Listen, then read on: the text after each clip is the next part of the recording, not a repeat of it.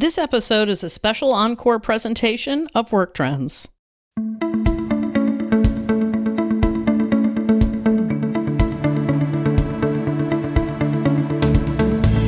Welcome to the Work Trends podcast, brought to you by Talent Culture. I'm your host, Megan M. Bureau. Every week, I interview smart people reimagining the world of work. Be sure to stay current with all of our interesting podcasts by visiting our page at Talent Culture Work Trends on Apple Podcast or Spotify. And of course, you can listen at talentculture.com on the podcast page. Welcome to the Talent Culture Work Trends podcast. Now, I don't know about you, but I know a lot of people who would love to change careers and pursue their passion. In fact, according to the career change statistics, the average worker changes jobs 12 times in their life, but they can change careers 5 to 7 times in their lifetime. And 70% of the workforce is actively looking for a career change. But wanting and doing, well, they're two different things. Why do so many of us stay where we are, even though we don't love our careers? For many of us, the obstacle is the journey, not the destination. We know we just would love that new career, but getting there is like climbing Everest. And in the meantime, we have to find ways to support our career goals in our current jobs before we make the big switch. Our guest today, Kimberly Cummings, is an expert in career transitions and living your best life at work, that is. So before we transition into the good stuff, here's a little background on Kimberly.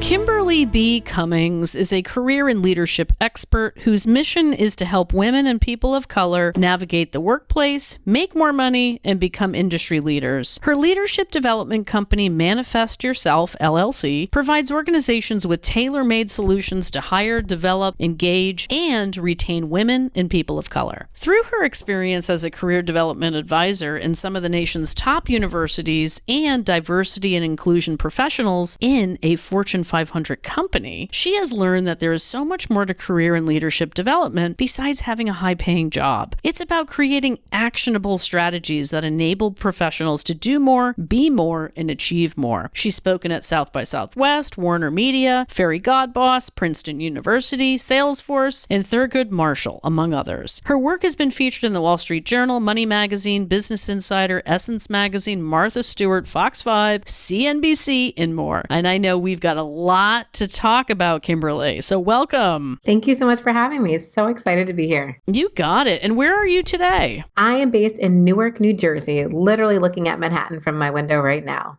Oh, you go. Good old Newark. Say hi to everybody for me, would you? I definitely will. So listen, for employees transitioning into leadership positions, what do you see as the most important thing for people to know? That is one of the hardest transitions to make. So let me just say that. The first chapter of my book, I always talk about how serving as a people leader is not a rite of passage. It's actually a privilege. So when you're transitioning into like a true leadership position, let's say we're talking about people leadership, so managing others, it's really clear that you understand what your own leadership style is and how your team would like to be led. That's the most common transition that I talk about. But I think there's also warrant in talking about when you're making the transition from being an employee to really deciding that you want to lead and have a career, even if you're just leading yourself. I think a lot of that is more of a mindset transition and really believing that you are capable of building a long-term career for yourself versus just having another job after job after job. So what kind of a mindset are you stuck in if you're feeling, well, stuck? Many times feeling stuck, that mindset is about not understanding what the possibilities are for yourself and not believing that you're able to get to that next level in your career. When I look at my own career for years, unlike most folks, I graduated from college and undergrad, and I just wanted to make money and not move back home to my small town in Connecticut. That was really my only objective. I didn't really think about anything else at that time. And I started to feel stuck because I didn't do any self-assessment to understand what is it that I actually liked. Like besides a paycheck, what is it that I actually liked? What was I good at? What did I want to spend my days doing from 9 to 5? Or, I've worked a lot of jobs where I work more like 7 to 7. And it's easy to feel stuck when you literally have no idea what it is like you like, that you want, that you're good at, or what that would even look like in the workplace every single day. For many of us, managing the transition transition between our current career and our dream career is just as much an art as finding the right career, especially managing work relationships. How do you cultivate working relationships that actually serve your career goals? This is a loaded question, everybody. If you're out there in the Work Trends community, we want to hear from you as well. Who else is feeling this? Talk to us about that. This is another big topic. Just like you said, workplace relationships are key. My mom used to tell my dad growing up that no man is an island because he didn't really care to make more friends. We lived in a very small town, so everyone knew everyone. You know, small towns are like that. And my dad would have this huge garden, fruit trees, every vegetable you could think of. And he would harvest it all, but he wouldn't like give care packages to our neighbors. He would just freeze it. And my mom was always like, you need to share, like talk to like my friends' parents and my sister's friends' parents. Like people would have like boxes of like extra produce on the roadside by the house. And my dad was always like, no. Like, but it took him years. By the time I was probably like 16, 17,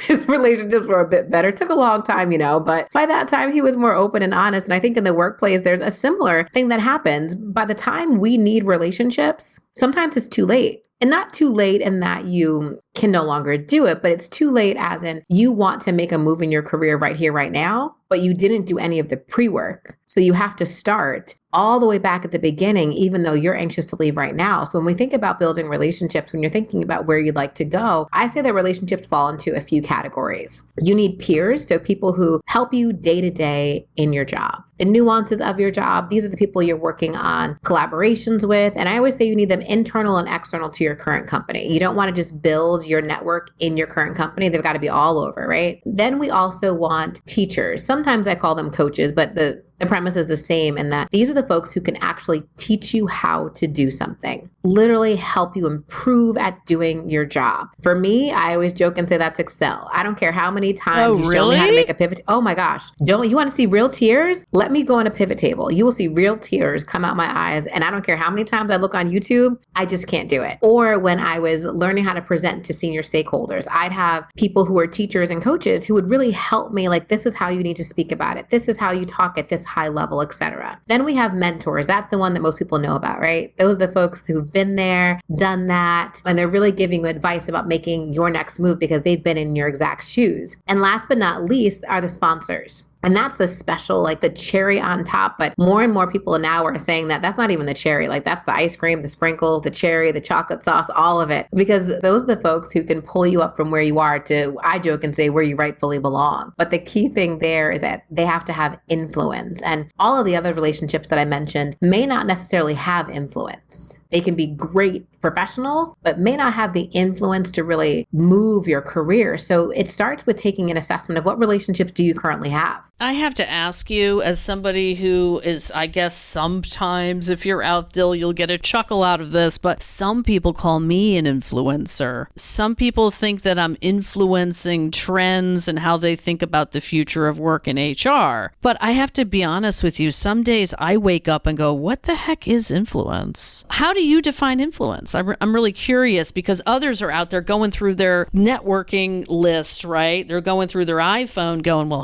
how do I pick? How do you spot that? The term influence has influence, influencer. Like there's so many different definitions and people will think, well, aren't influencers like just for social media, like on Instagram? And it's like, no.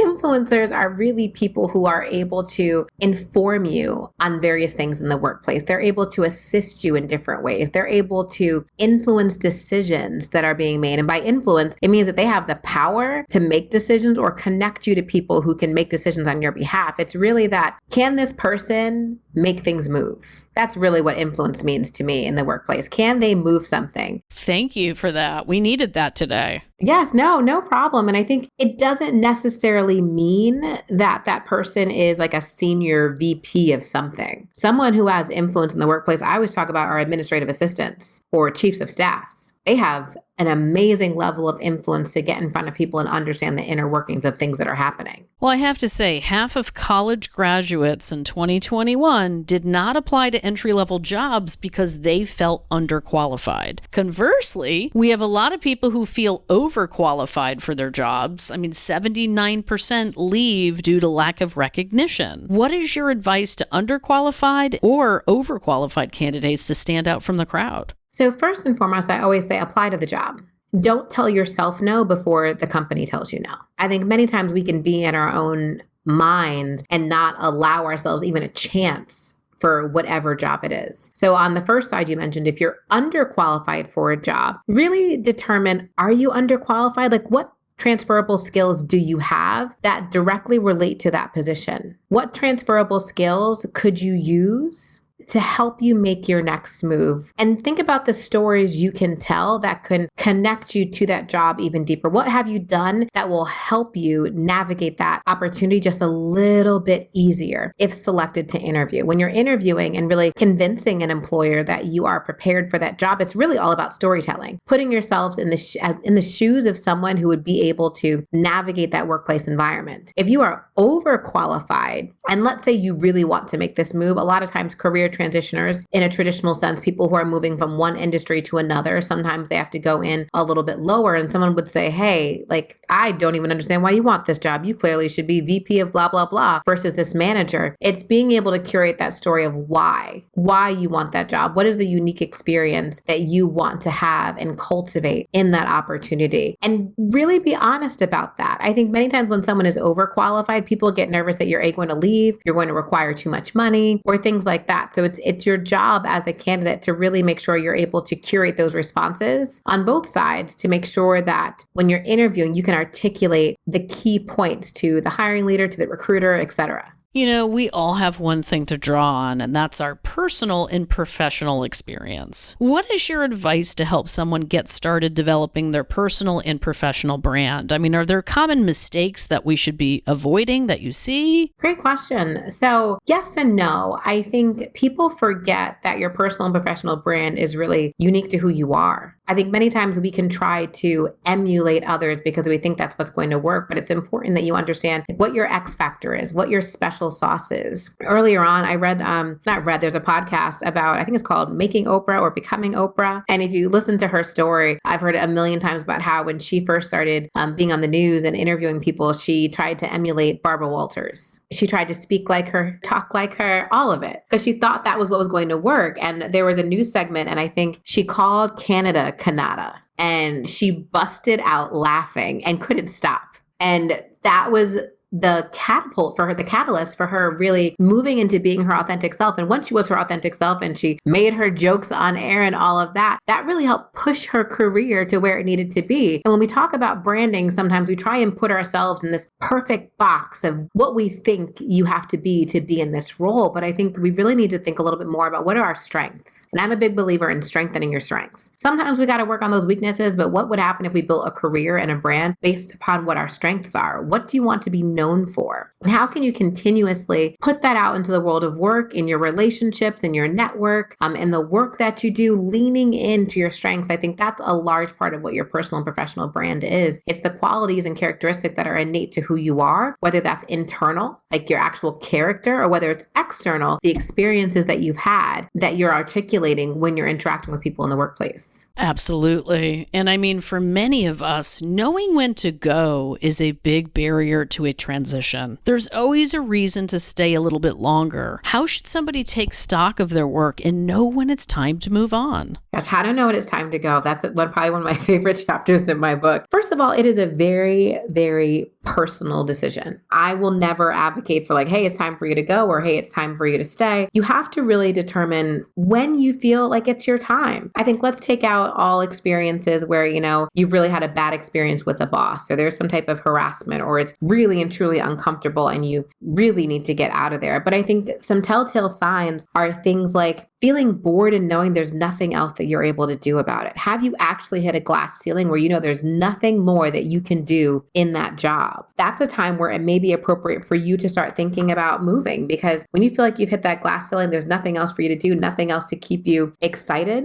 then that's really hard. Or if you've outgrown your work, maybe this may be time for you to take what I like to call a power lateral move, where it's a role that may not necessarily be that promotional. It's more of a lateral. So maybe you're a manager and you're going to a senior manager or a manager in a different department. But this allows you to kind of test out some more skills or gain some more skills before you move into a promotional area. Or if you've put in the time in the job and the pay still isn't what it needs to be, that may be a time for you to think about leaving outside of having various conflicts or personal circumstances. I know with COVID-19, that's changed the world of work. It's changed how we look at work, especially for women who've been disproportionately impacted by family and other personal things. And that's impacted how they work, where they may need more flexibility. Outside of all of those things, there's so many different reasons to potentially leave your job. But I always think about how can you maximize your experience where you are. If you can look and say you've truly maximized your job, you've built the skill set that you need to build, you've gotten everything you can out of that job. I always recommend trying to do a little bit of that before just jumping to the next job, because sometimes it's easier to get that little extra edge of experience while you're there versus jumping to the next job and essentially starting all over again with building your personal and professional brand. Or even better, try to stay where you are, just move into another group or move into another role.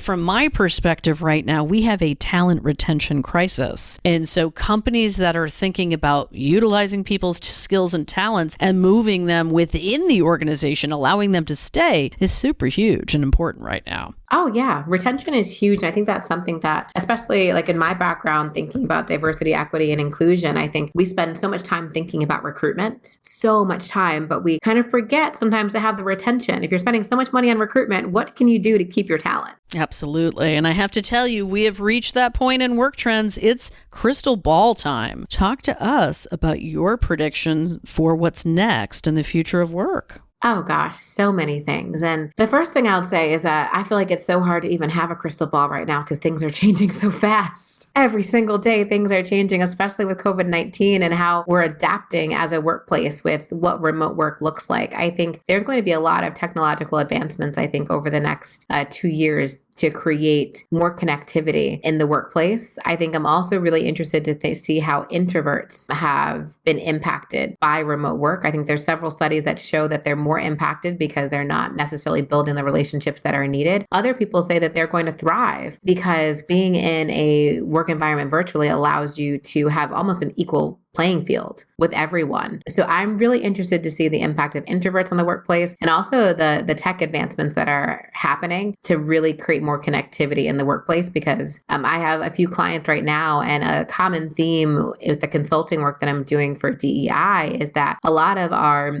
Gen Z are really craving community. And they're struggling, and companies have not solved how to truly create community. And even in a hybrid work environment, if we add that on too, and they're struggling. So I really think that some tech is going to have to come out to help do that in the workplace, and it's going to be amazing. So I'm just waiting to see what that looks like. Hey, any word that begins with C and actually at the end of it is community is huge for me too, and us here at Talent Culture. So Kimberly, thank you so much for stopping by and sharing your sage. Always. Thank you so much again for having me. Thanks for joining us for today's conversation. I hope you enjoyed it as much as I did. Just a reminder that you can hear all the Work Trends podcast on Spotify, Apple Podcast, and on the podcast page at talentculture.com. Be sure to subscribe so you can listen on the go and stay up to date on all the latest news you want to hear. I look forward to catching up with you next time. I hope today's information made you wiser, happier, more informed, and most importantly, thinking of how you can use it to improve the quality of your life.